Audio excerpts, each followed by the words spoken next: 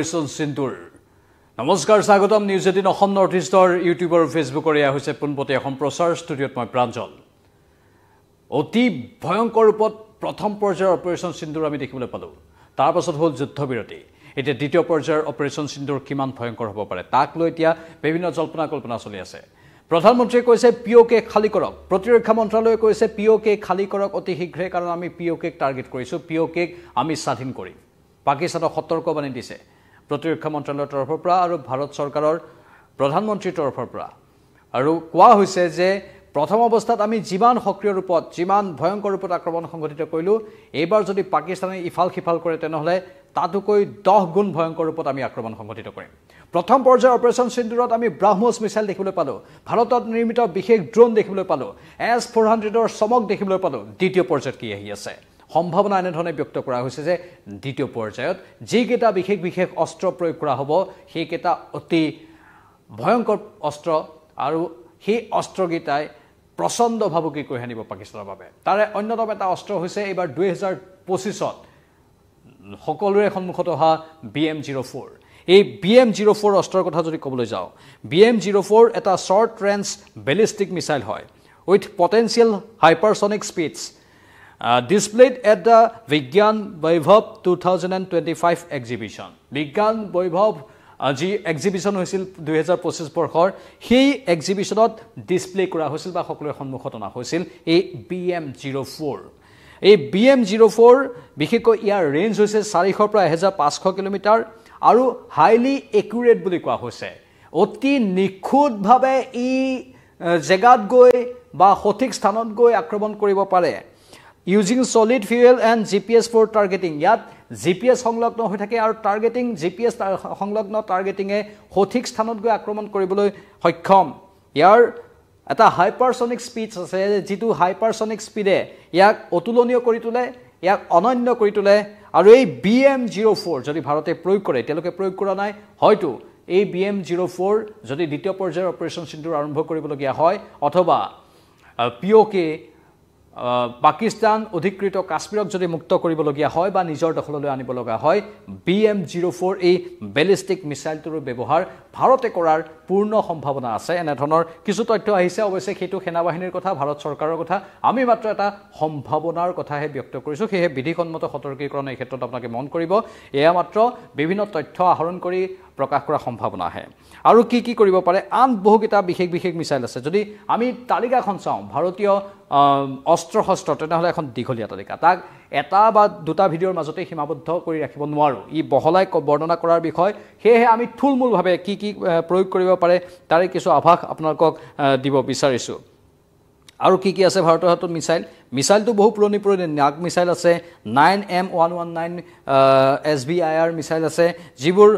ভাৰতে পূৰ্বতে ব্যৱহাৰ কৰিছে পিনাকা MBRL আছে ব্ৰাহ্মোছ এবাৰ ব্যৱহাৰ কৰা আমি দেখিবলৈ পালো আৰু ভাৰতত নিৰ্মিত নেক্সট জেনেৰেশ্যন যি ব্ৰাহ্মোছ আহি আছে অতি শীঘ্ৰে 300 কোটি টকা ব্যয় সাপেক্ষে উত্তৰ প্ৰদেশত যেটো ইউনিট মুকলি কৰা হৈছে তাত এই ভাৰতত নিৰ্মিত অত্যাধুনিক ব্ৰাহ্মোছ আমি দেখিবলৈ পাম অগ্নিবাণৰ কথা আমি জানো ভাৰতে প্ৰয়োগ কৰিলে অগ্নিবাণ অতি ভয়ংকৰ ৰূপত প্ৰয়োগ কৰিব পাৰে এটো এটা মাল্টিপল ৰকেট লঞ্চাৰ হয় এই মাল্টিপল ৰকেট লঞ্চাৰ অগ্নিবাণে ব্যাপক ক্ষতি কৰিব পাৰে সোভিয়েট ইউনিয়ন আৰু ভাৰতৰ ইয়া যৌথ প্ৰচেষ্টা একেলগে এই অগ্নিবাণ ক্ষেপণাস্ত্ৰ নিৰ্মাণ কৰিছে আৰু এই অগ্নিবাণ ক্ষেপণাস্ত্ৰৰ এবাৰ আপগ্ৰেডেড ভাৰ্চন আহিছে সেই আপগ্ৰেডেড ভাৰ্চনটো হৈছে BM-21 grade upgraded locally and firing range extended up to 40 km by DRDO 5 regiments active as of 2024 মানে এই যেটো আপোনাৰ অগ্নিবাণ ক্ষেপণাস্ত্ৰ আছে বা মিছাইল আছে এই অগ্নিবাণৰ শক্তি ইতিমধ্যে আমি গণৰাজ্য দিৱসত দেখিবলৈ পাইছিলো সেই অগ্নিবাণৰ শক্তি গণৰাজ্য দিৱসত প্ৰকাশ কৰা হৈছিল বৰ্ণনাখিনি আগবঢ়োৱা হৈছিল আৰু আন কেতবোৰ আছে যিবোৰ বৰ্ণনা কৰি থাকিলে দীঘলীয়া হৈ যাব কিন্তু আমি মূল কেটা কৈ দিব বিচাৰিছো প্ৰহাৰ আছে ভাৰতৰ হাতত প্ৰলয় আছে ভাৰতৰ হাতত শৰ্ট ৰেঞ্জ বেলিষ্টিক মিছাইল এই শৰ্ট ৰেঞ্জ বেলিষ্টিক মিছাইলে যিকোনো প্ৰকাৰে গৈ শত্ৰুক আক্ৰমণ কৰিব পাৰে প্ৰহাৰ কৰিব পাৰে যি প্ৰহাৰৰ ফলত শত্ৰু নাক হৈ যাব ব্ৰাহ্মোছৰ কথা আমি জানোৱেই অগ্নি 1ৰ কথা পূৰ্বৰ পৰা আপোনালোকে জানে নিৰ্ভয়ৰ কথা আপোনালোকে জানে নিৰ্ভয় শৌৰ্য অগ্নি 2 হেহতিয়াকৈ অগ্নি 2ৰ ব্যৱহাৰৰ কথাও আলোচনা হৈ আছে এই অগ্নি 3 অগ্নি 4 কেৱল অগ্নি 2তেই সীমাবদ্ধ থকা নাই অগ্নি 3 অগ্নি 4 লৈকে আহি গ'ল আৰু অগ্নি 5 লৈকে আহি গ'ল এইবাৰ হয়তো অগ্নি 5ও ব্যৱহাৰ কৰিব পাৰে আৰু এই অগ্নি 5এ 5500 কিলোমিটাৰৰ পৰা 7500 কিলোমিটাৰৰ ৰেঞ্জ চুব পাৰে মাত্ৰ এইটো মিসাইল হে এই অগ্নি 4এ অগ্নি 5এ 5000 পৰা 7500 কিলোমিটাৰ চুব পৰা ক্ষমতা ৰাখিছে ইয়াই হৈছে ভাৰতীয় অগ্নি 5ৰ মূল বৈশিষ্ট্য আৰু আন কেতবোৰ যদি আমি চাবলৈ যাওঁ এয়াৰক্ৰাফ্টৰ ক্ষেত্ৰত ভাৰতৰ হাতত বহুত ফিউচাৰ প্ৰক্ৰুৰমেণ্ট এণ্ড প্ৰজেক্টছৰ কথা আছে সেইবোৰ আলোচনা বিলোচনা চলি আছে কিন্তু ইতিমধ্যে এই যি ভাৰতৰ ফাইটাৰ জেটবোৰ আছে সেই ফাইটাৰ জেটবোৰ পূৰ্বতকৈ অধিক শক্তিশালী নতুন ফাইটাৰ জেট আমি দেখিবলৈ পাইছোঁ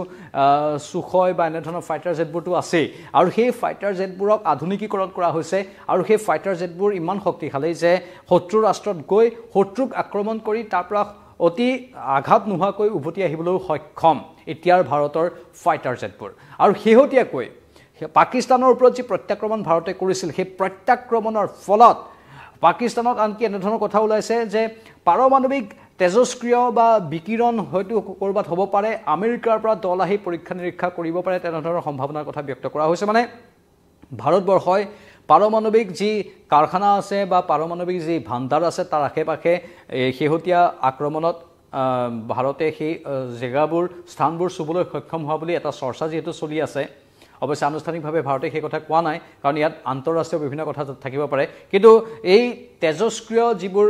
বা অন্য কেতবোৰ যিবোৰ ৰাসায়নিক বিকিৰণ আছে পাৰমাণৱিক অস্ত্ৰত যদি আঘাত হানে সেই ৰাসায়নিক বিকিৰণ যদি কিবা কাৰণত হৈছে তাৰো পাৰ্শ্বক্ৰিয়া হয়তো পাকিস্তানত দেখা পোৱা গৈছে তেনে ধৰণৰ এটা খবৰ অৱশ্যে আহি আছে সেই খবৰবোৰ যথেষ্ট গুৰুত্বপূৰ্ণ আৰু যদি তেনেকুৱা হয় পাকিস্তান ধ্বংসস্তূপত পৰিণত হ'বলৈ বেছি সময় হয়তো নালাগিব মুঠতে ভাৰতৰ হাতত পাকিস্তান তিষ্ঠি থাকিব নোৱাৰে পাকিস্তানে যিমানেই চতুৰালি নকৰক কিয় পাকিস্তান এতিয়া ধ্বংসৰ গৰাহত পৰিবলৈ গৈ আছে এই মুহূৰ্তত আমাৰ এই পোনপটীয়া সম্প্ৰচাৰটো চাই থকা সদাশয় দৰ্শকসকলৰ মতামতো আমি অলপ চাবলৈ চেষ্টা কৰিম তেওঁলোকে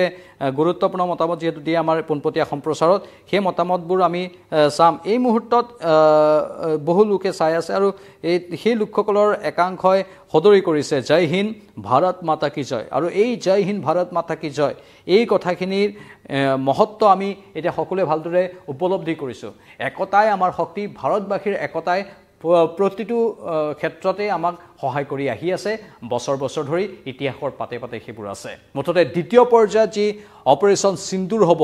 সেই সিন্দুৰ অধিক ভয়ংকৰ হ'ব আৰু দ্বিতীয় পৰ্যায়ৰ অপাৰেশ্যন সিন্দুৰ হ'লে পাকিস্তান একেবাৰে মখিমূৰ হৈ যাব আপোনালোকৰ মতামত কমেণ্ট বক্সত কমেণ্ট কৰি জনাই থাকিব আমি পৰৱৰ্তী সময়ত আকৌ আহিম আমাক ফেচবুকত ফ'ল' কৰক ইউটিউবত ছাবস্ক্ৰাইব কৰক ইনষ্টাগ্ৰামতো ফ'ল' কৰি থৈ দিয়ক বিদায় লৈছোঁ নমস্কাৰ